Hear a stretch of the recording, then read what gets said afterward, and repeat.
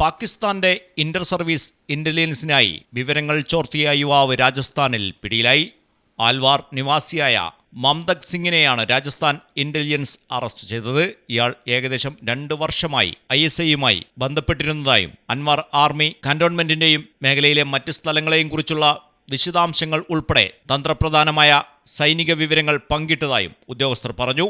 അതേസമയം സമൂഹമാധ്യമങ്ങളിലൂടെ നടന്ന പാകിസ്ഥാന്റെ ഹണി ട്രാപ്പിന് പിന്നാലെയാണ് യുവാവ് ചാരപ്പണി ആരംഭിച്ചത്. ഇഷ ശർമ്മ എന്ന പേരിലുള്ള ഒരു സോഷ്യൽ മീഡിയ ഹാൻഡിൽ വഴി യുവാവിനെ ഹണി ട്രാപ്പിൽ കുടുക്കുകയായിരുന്നുവെന്നും അന്വേഷണത്തിൽ വ്യക്തമായിട്ടുണ്ട്. തുടർന്ന് രഹസ്യ സൈനിക വിവരങ്ങൾ പങ്കിടാൻ പ്രേരിപ്പിച്ചു.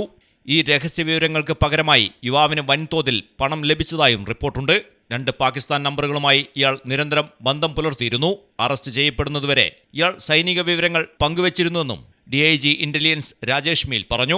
സൈനിക നീക്കങ്ങളെക്കുറിച്ചും കണ്ടോൺമെന്റ് ലുക്കൌട്ടുകളെക്കുറിച്ചുള്ള വിവരങ്ങൾ മാത്രമല്ല, തന്ത്രപരമായ പദ്ധതികളെയും അടിസ്ഥാന സൗകര്യങ്ങളെയും കുറിച്ചുള്ള വിവരങ്ങളും യുവാവ് പങ്കിട്ടിട്ടുണ്ട് എന്നാണ് അന്വേഷണ സംഘത്തിന്റെ അനുമാനം.